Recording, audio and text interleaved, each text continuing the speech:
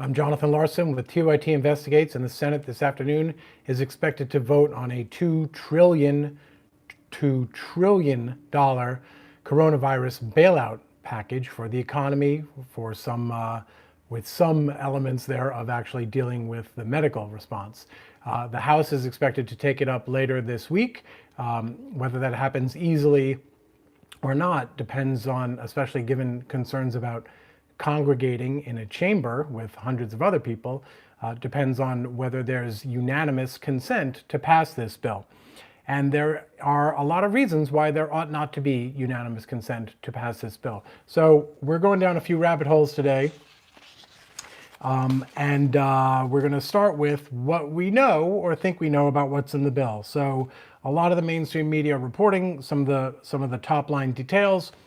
I'm going to read to you some of the selections from the Washington Post, what they have to say about what we know is in the bill.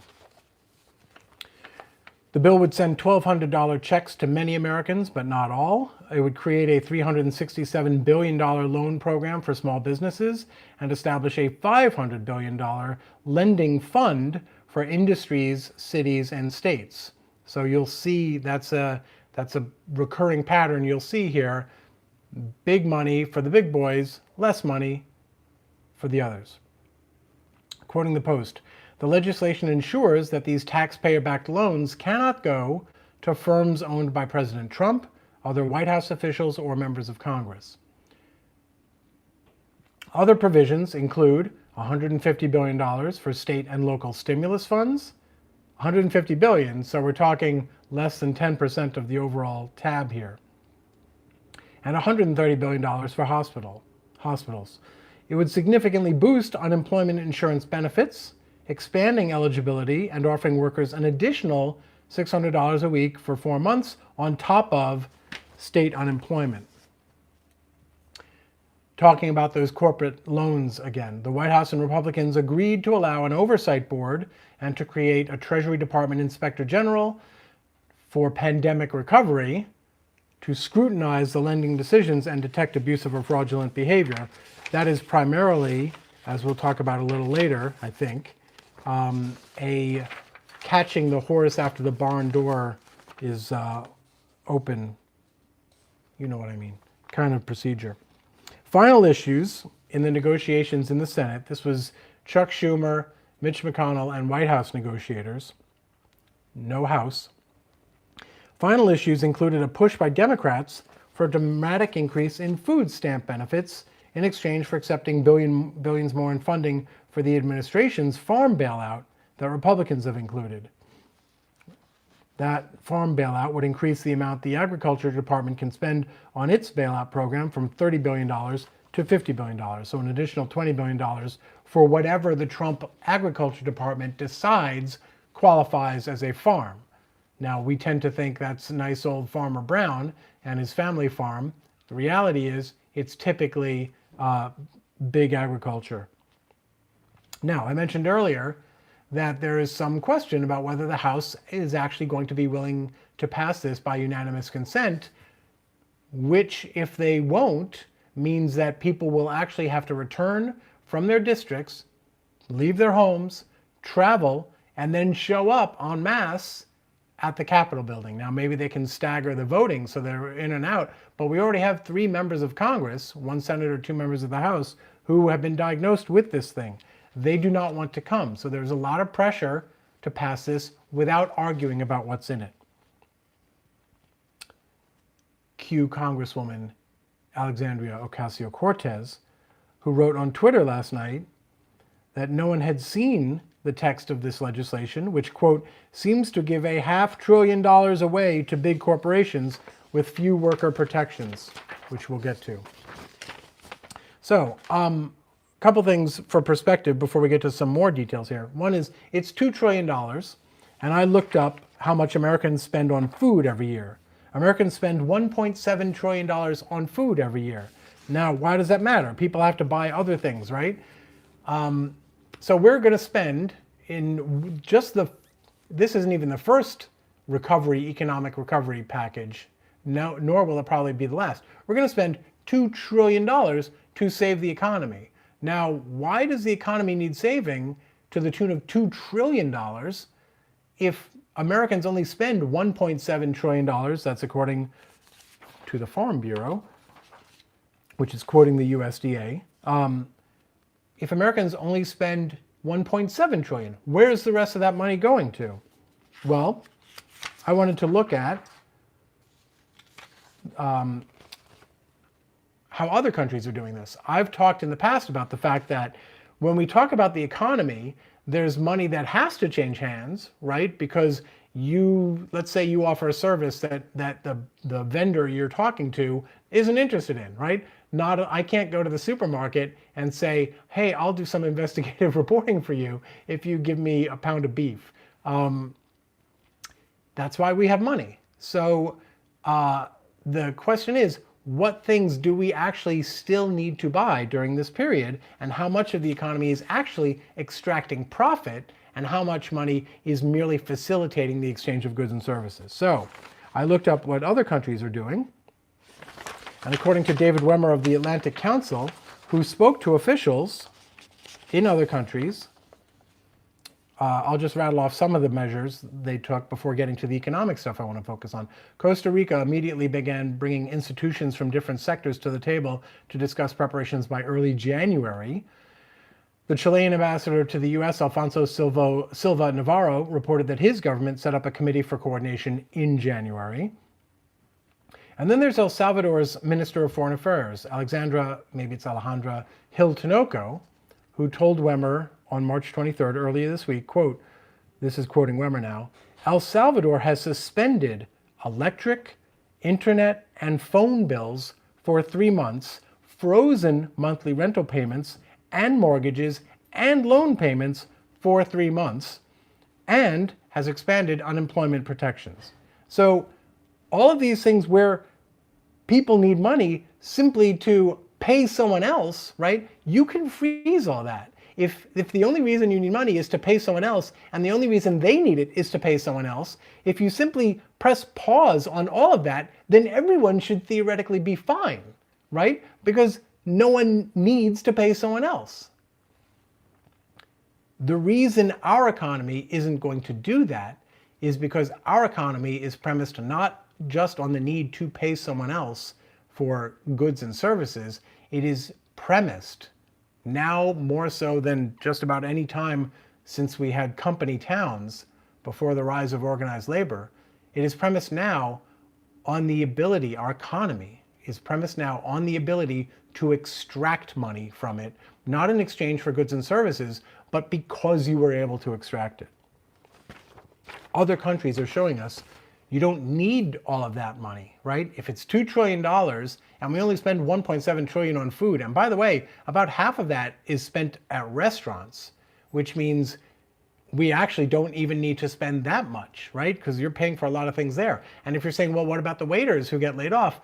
Okay, but the only thing they need money for is to pay someone else, just like everyone else. So we're trapped in this cycle. And one point I wanted to make about it is, you don't need a bailout, you don't need a safety net if you already have a net, right? None of this stuff would be necessary. You wouldn't need any of this stuff if you had, for instance, a universal basic income, which, by the way was the dream of economists 100 years ago. You wouldn't need to make hundreds of billions of dollars available in loans, and in fact you don't, right? What has the Federal Reserve been doing for the last however many years? They've been dropping interest rates. There's already, corporate America, Wall Street already have access to trillions of dollars in credit, not just from the government, but from, obviously it comes, ultimately the banks are insured by all of that, but you have the private sector banks as well. They're flush with cash. Go borrow the money if you need it for a few months. But here's the other thing to keep in mind, and there's some really important reporting out from David Dayen today that I want to talk about too. But when we talk about bailing out the economy by handing over money to big corporations, there is a track record here. This was done back in the Bush administration. There was a big tax cut in the Bush administration. It wasn't even a bailout. It was just a tax cut to stimulate the economy. And they found that the biggest recipients of the tax cuts, the biggest beneficiaries, laid people off. There was no correlation. There is no correlation between getting a big tax windfall or a bailout windfall and keeping people employed, let alone hiring people. When TYT Investigates launched, 2.5 years ago, something like that, some of the very first reporting we did was to reveal what some of the biggest advocates for the Trump tax cut actually did with their money. We looked at FedEx, we looked at UPS, we looked at Apple. These were all companies that were getting behind, either with a wink and a nod or very overtly, the lie that a tax windfall would equal jobs. And the pattern that we saw throughout these companies spending, right? Because it's not like they weren't spending money on things beforehand. It's not like they didn't have access to capital, to credit. So we looked at and we found out, what were they spending money on? The big one that people I think are pretty familiar with right now is buybacks and dividends. And there are some measures regarding that. We'll get to that in a minute. The idea being that these companies are going to use the cash simply to cut checks to their shareholders. That's what a dividend is, right? The company says, we're doing great, here's some money. That's literally what it is, right? That could be what this bailout gets used for. There's no job creation in that cycle. The other aspect of this is all together, buybacks and dividends. I'm counting them as one. Buybacks, and we've talked about this recently, by we I mean I, buybacks just mean you buy up shares of your own stock, which boosts the price of the stock, and if your compensation is pegged to the price of your stock, then you get more money, the executive. Nowhere in there does anyone hire anyone. Now, the other three things we found that companies spend their windfalls on are outsourcing, right? So Amazon, for instance, or any other big company can use Uber drivers to deliver their stuff, which means they don't have to pay anyone benefits or vacation, paid time off. None of that. It's just, here, deliver this and I'll give you $5. That's not a job. That's the de-jobbing of America. So that's outsourcing. There's also offshoring, right? Especially if you're making stuff or you've got back offices or call centers, whatever, do it somewhere. Go find me the cheapest spot in the country, take this tax windfall, rent me a crappy back office there, and hire me the lowest wage people you can find to do this scut work for me. That is not creating American jobs.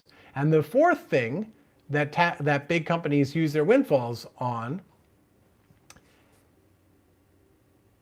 is productivity, efficiency. The best example of which is automation, right? They literally use the money to get rid of jobs, to design or buy robots or drones or computer programs that can do the things that humans otherwise would do. And I'm not saying they're wrong to do that, but we should know when you cut a corporation a big check, you're basically saying, here is a weapon that you can use to devastate your workforce. That's what a bailout is when you give it top down. Here's David Dayen from the American Prospect. I believe this is today, talking about the bill.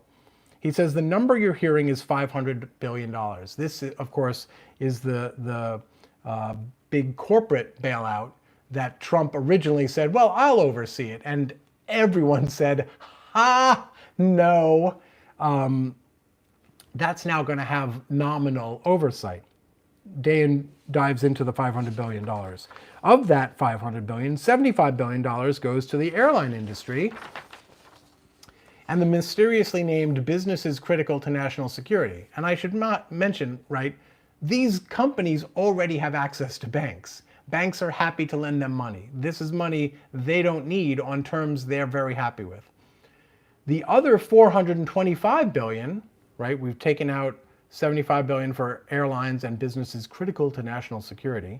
The remaining $425 billion helps capitalize a $4 4.25 trillion with a T leveraged lending facility at the Federal Reserve. In other words, the Federal Reserve is now going to free up another $4.25 trillion in lending, which will be backed by that $425 billion.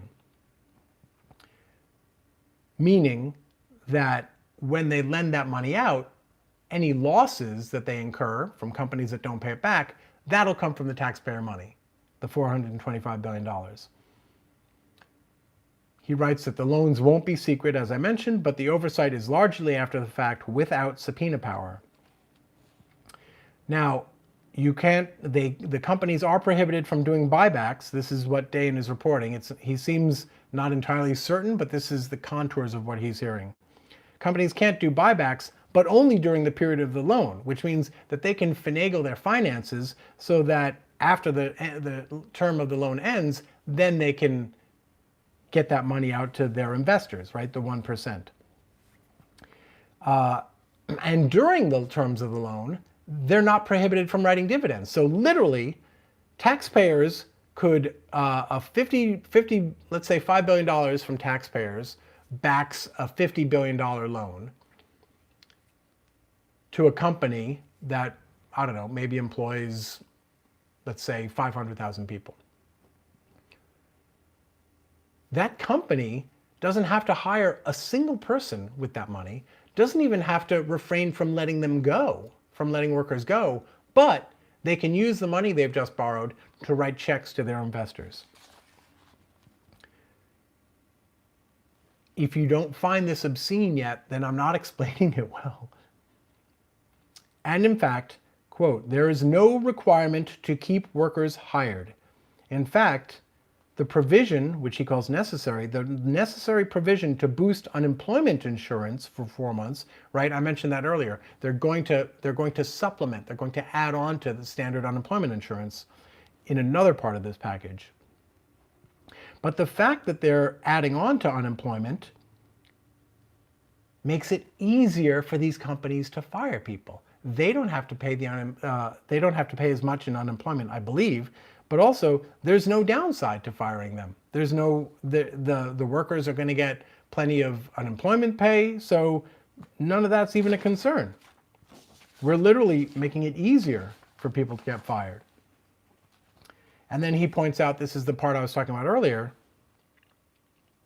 the disparity between how much is going to Main Street and how much is going to Wall Street. And by Wall Street, I just mean corporate America, which, let's be clear, is basically Wall Street.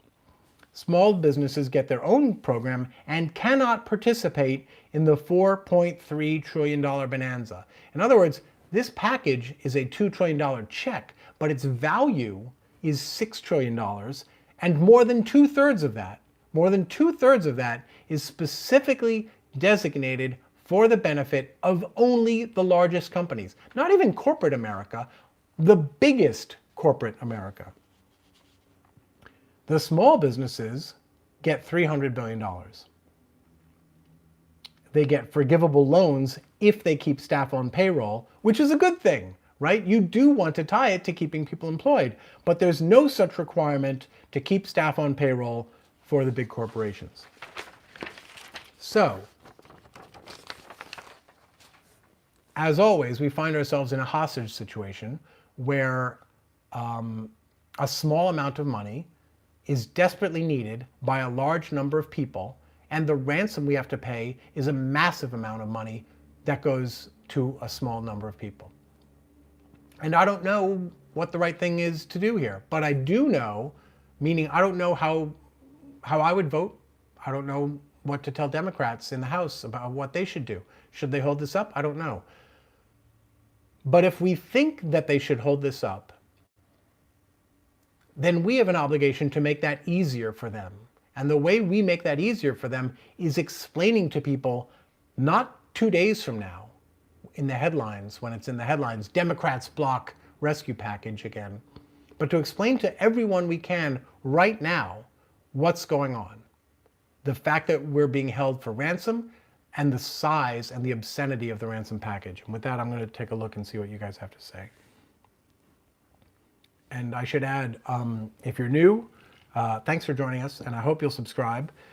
It helps us, and you know, not any special case. I'm not hinting at anything, but like everyone, we could use the help right now. And I don't just mean financially. There are lots of ways you can support TYT financially, but also just emotionally and in social media. We can use your subscriptions. Help us. You watching us helps us. It all jukes the algorithms so that more people see what we have to say, which means we're more effective in getting this information out there. You'll notice I said where I was getting my information from. You'll notice it was reputable, credible sources. And once I'm done, I'm going to go in and I'm going to put the links, and you can go read it for yourself. If you don't find what I'm saying credible, if you think I've twisted or cherry picked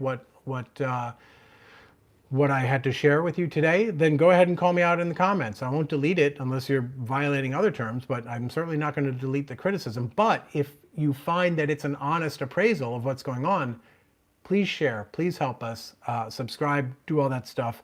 And also, I would ask you, we have a group, right? We have, it's a little bit much to call it a family, but there's a bunch of people in the chat right now talking to each other.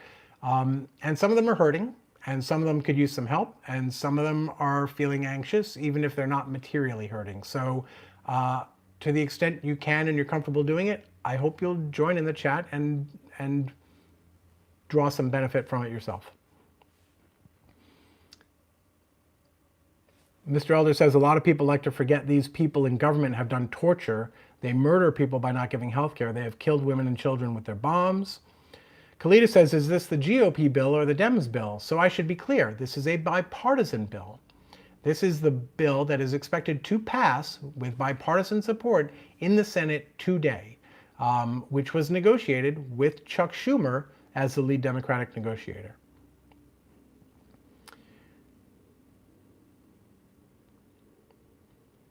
Monique Keener says, OMG, the Senate, it's bipartisan. Mr. Elder says they have let peaceful protesters be brutalized. Do you honestly think these people are going to care that millions of Americans are going to get sick and die? I do, actually. Mark Jackson says must bail out luxury cruise lines as all their money is in offshore accounts and tax havens.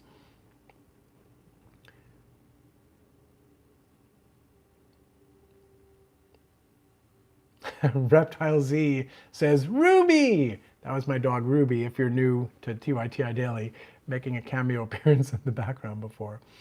Mr. Elder says, you all think about the horrible things government people, have done and are doing, and tell me that they won't tell you to get back to work in the middle of a global pandemic. So let's be clear.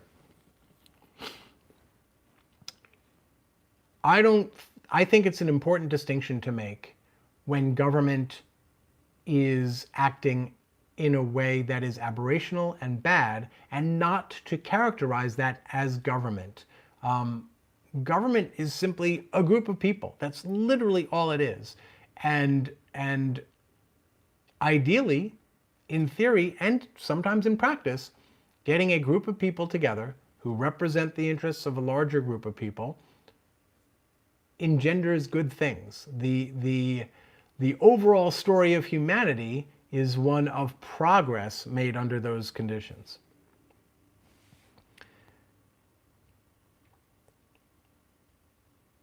Weena Jensen says, in Brazil, people are holding pot-banging demonstrations from their balconies.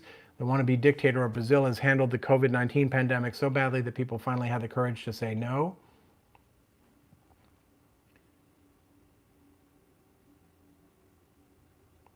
Nails and Glitter says the elite want that profit, virus or no. That's right. If that's the ideology we're seeing here, Obama turned the economy around, and Republicans thwarted him from extending maximal assistance and aid and support to people who needed it. And then, you know, the instant Trump was in office, he turned around and handed $1 trillion+ to the 1%. Alicia says, thanks for bringing this to light. I should thank you, Alicia. You're very welcome. I should be clear that this is all original reporting that's been done, especially by David Dayen over at the American Prospect, and also, reporters on Capitol Hill for the Washington Post and other mainstream outlets. And again, I wouldn't say go to one of those outlets. I only saw the David Dayen piece at the last minute, and it's got some vital information that should be headline news in the mainstream media.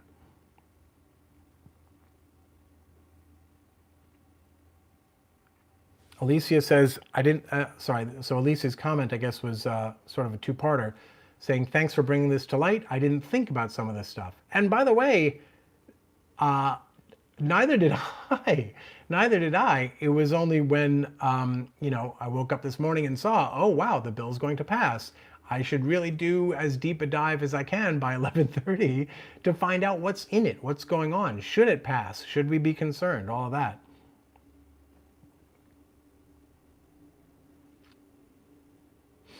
Mr. Elder says, you forget how greed can warp a person's mind.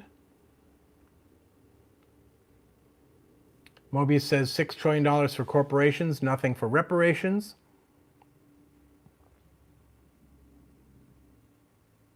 Mobius says, Marianne Williamson only asked for $500 billion for the descendants of slavery. Peter Zellenkopf says the rich should never be our representatives. This harkens back to aristocracy and the class war we seem to be headed to.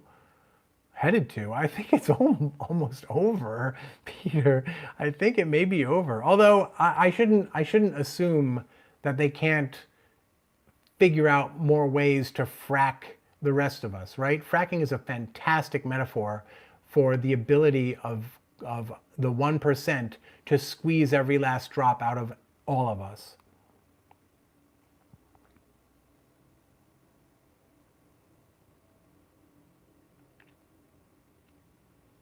D. Scully says, it's a classic Machiavellian bread and circuses distraction. Under the guise of aid to the people, the wealthy and powerful get what they want for themselves, a necessary tactic for authoritarian rule.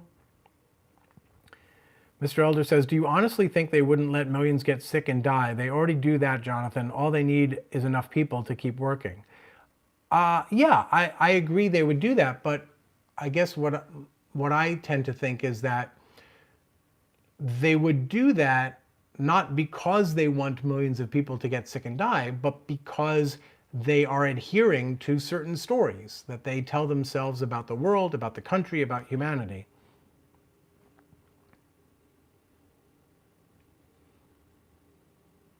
Weena Jensen says, so what happened to the check for all Americans? I did mention it earlier, but we're still a little unclear on the details, whether every American gets a check, every household, what are the income levels, all of that. And I'm not even sure that I have a particularly strong opinion on whether there should be effective, de facto means testing or not. Diamond Dog 13 says, this crisis has exposed how broken this system really is. How long will it be after we return to normal that the public goes back to sleep? I think the public is already back to, I don't think the public has woken up, really.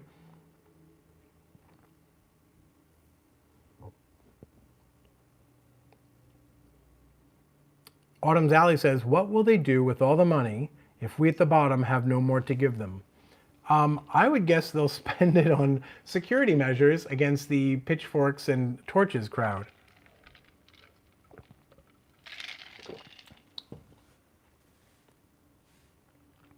RJ says, or yells, COVID-19 is the cover being lifted off of America. Lizette Torres says, Barr wants to put the Constitution on hold. Why? Till when? I think I ended up skipping a batch of you guys. But my throat is starting to go. So I probably won't go too much longer. I'll try and, I'm going to move back up and get some of these ones that I missed. Here's an essential one. Autumn's Alley says, please hit like, everyone. Truer words were never spoken. Thank you, Autumn's Alley.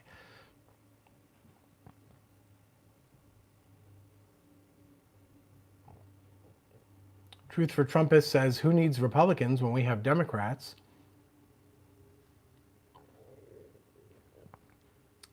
Autumn Talley says these lawmakers should be required to explain each bill to their constituents on their websites.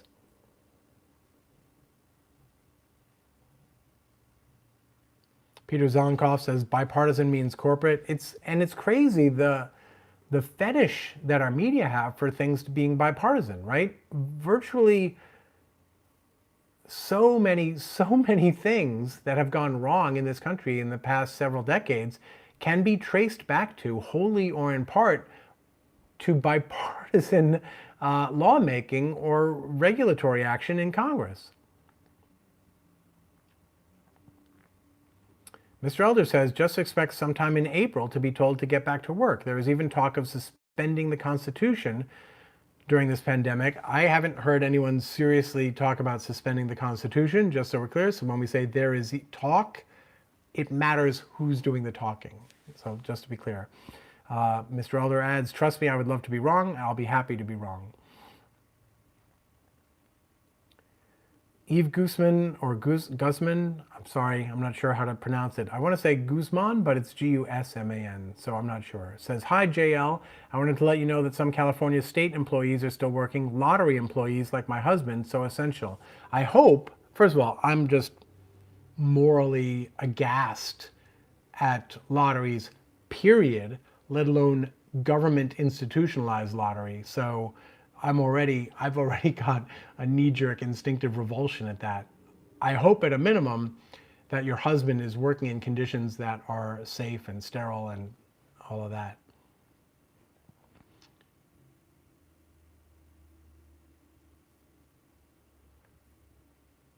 Weena Jensen says apparently the idea behind the logic of this bill is the trickle-down effect. It's an idea, not proven science. It's also a great cover-up for bad intentions. And they don't even see it as bad intentions. It's most of these folks, they see it as, well, if my company is doing well, that's good for the country. And then when it comes time to do things that help their companies do well, they do things that are bad for individuals, like lay them off, reduce their benefits, cut their pensions, bust their unions, whatever it might be.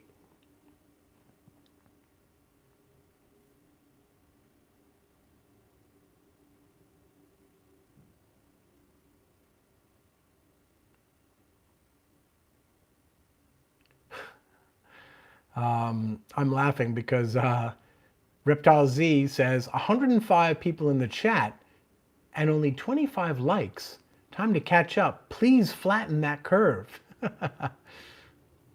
It's amazing to see how some of the phrasing and some of the idioms from an event like this end up insinuating themselves into our sort of national lingo.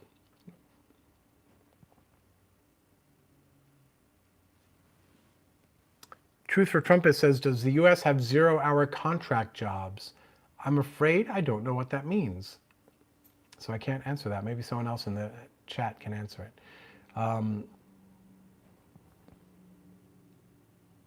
Okay, I am starting to lose my voice a little bit, guys. So I'm going to say goodbye. And one thing I'm going to try to maybe do is, since everyone is confined, I hope, to home as much as possible, is maybe try to do more Skype interviews with people so that you can share some conversations with other folks who I normally don't always have an opportunity to talk to.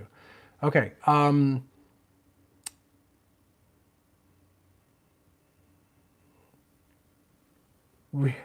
Real life Jolie says, oh man, Jonathan, you're scaring me with how quietly you breathe, really. I guess because I'm too used to people like Trump breathing like he's dying, or even the ones who have a pro mic on tap. I think it's a good thing, right? If I were breathing loudly, wouldn't that mean that I was perhaps symptomatic? So I'll take that as a good thing. But I took my temperature this morning. I'm 98.4, so I assume that means I'm fine, even though I've had a cough for like a month now. Anyway, thank you for the concern. I'm fine, and I hope you're all as well. And please continue to talk to each other, talk to people around you, connect with people virtually, even if you can't literally. I took my wife and I took Ruby for a walk yesterday, And we planned to meet another couple where we live. We're also walking their dog, and we stayed 6 feet apart, but we ended up very quickly like attracting a group of other people with their dogs or just walking around. And it was wild. You could see people not being conscious, like starting off conscious about social distancing and then just forgetting about it. At one point I was standing talking to a bunch of people, and two people joined the group from behind me, like right behind me, walked right past me. So the obliviousness to it is really, it's really disturbing and unsettling. So I think I may even try to like limit those kinds of things. But however you can safely do it, be outside in the world safely, right? If you're lucky enough to have a deck or even an open window, feel the wind on your face if you can, just not the breath of someone else, quiet or otherwise. In other words, take care of yourselves, take care of each other, and I'll see you tomorrow. Bye.